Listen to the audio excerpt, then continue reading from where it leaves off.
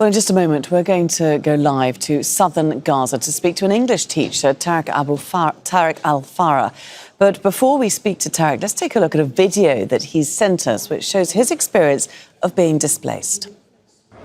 This is Wijdan shelter camp in al-Mawasi area, west of Khan Younis. They call it a safe zone. But even here, we have seen bombings and attacks. Just a week ago, more than 200,000 people were forced to flee Khan Younis again after new evacuation orders. And now, more than 100 families are staying in this small shelter camp. There is barely a space between tents. Each tent here hosts between 2 to 3 families. The conditions here are unbearable. It is summer now, and the tents are extremely hot at day and freezing at night. There is no middle ground. Diseases have started to spread because of overcrowding and digestive issues due to poor nutrition. We barely have access to clean water. Food is scarce. It doesn't reach to us. Children and the elderly are suffering the most.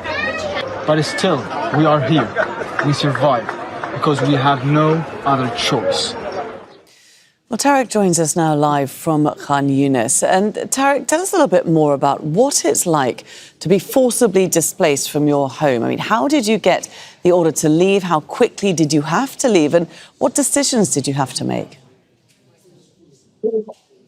Actually, first of all, it all started on Monday at the morning after the intensive bombs and attacks that were happening there. We didn't know anything about what is going on.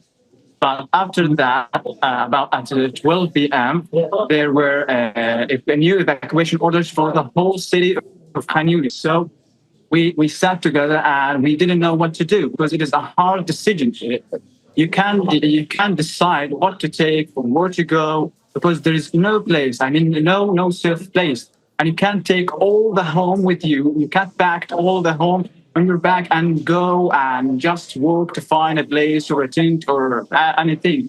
So at that day, we tried to collect what we are able to collect from the home and from our clothes, from our stuff. Tried to find a transportation to move us to al-Mawasi area, the area that they called it a safe zone. Then we didn't find any transportation. Yeah. So we decided to stay at home for another night, even though we knew that it is so dangerous to stay there because they can invade the city at any time. So we didn't have any choice, just to stay for another day, to wait for the morning to come, to wait for the light, to wait for another day to survive. And another day came. Then we managed to find a transportation. Then we packed our stuff and went to the shelter camp. And when we arrived there, we didn't find any place because it was so crowded. Because as I told you before, there were more than 200,000 people evacuated at the same time. So it is impossible to find a place to stay in. Yeah, the pictures that you showed us, I mean, clearly the situation that you find yourself in now with your family is far from ideal. Do you have any indication or any idea in your mind how long you will have to be in this situation for? Actually, there's no time. I don't know how long I would be here displaced. I mean, I am displaced for about more than a year. And I don't know when I will go back to my home. Although my home is destroyed, but I would rather to build a tent on the rubble of my home instead of being displaced in a place I don't belong it. You know what I mean? So there is no specific time. But we don't know when the war is going to end or when all of this is going to end. I don't know. I don't have any I don't have any answer for this, really, because there's no specific time for this. And when perhaps you heard about the food distribution point that had been set up in Rafah yesterday, we've seen pictures of thousands of people desperate to reach that place in the hope of finding some food there. Did you consider going? I mean, what does your search for food look like? What are the decisions that you have to make there?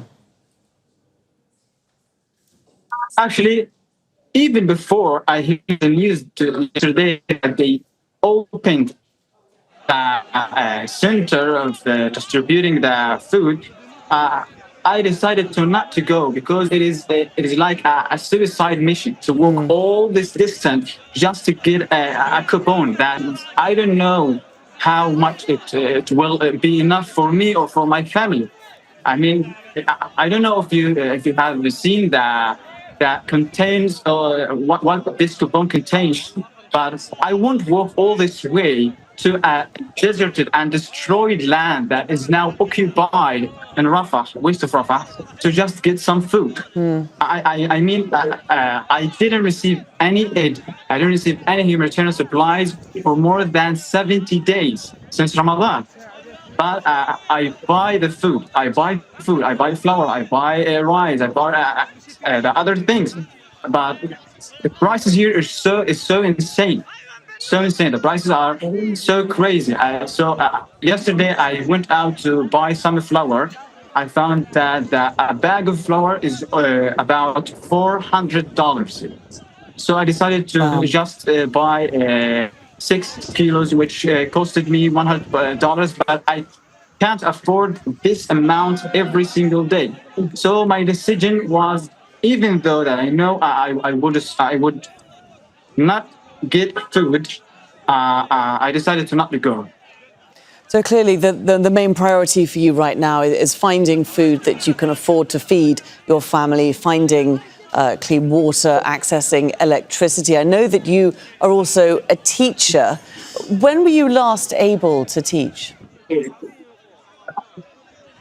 I started to teach in last September. Yeah, in last September I started to teach. I established a small class with a small number of students to teach them English. But this lasts for a few months, and I think 4 to 5 months. Then the war intensified. So I decided to stop because I care about their safety. I don't want them to come to the class and get injured or get bombed or something like that. So I decided to stop. And before I get displaced, for the last week, I was thinking about returning to the class again to start teaching again, but I couldn't because of the evacuation orders in Khan Younis, as you know. So what do your days look like now, Tarek? Actually, my day started to wake up very early. I mean, at 7 o'clock, because after 7 a.m. in the tent, it is getting so hot, extremely hot. So no one can sleep at the tents between the time 7 a.m. to 4 p.m.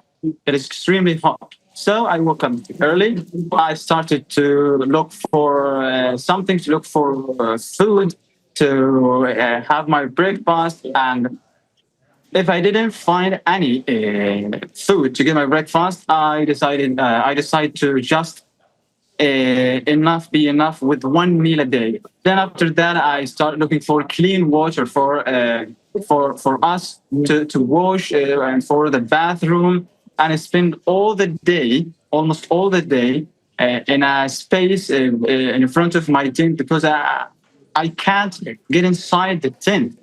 Also, there is the insects.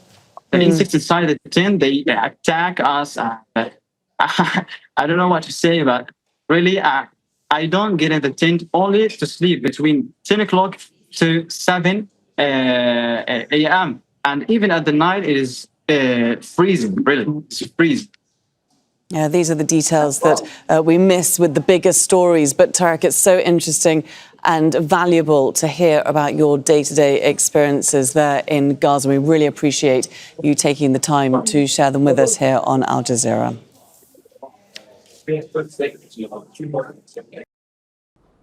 Make sure to subscribe to our channel to get the latest news from Al Jazeera.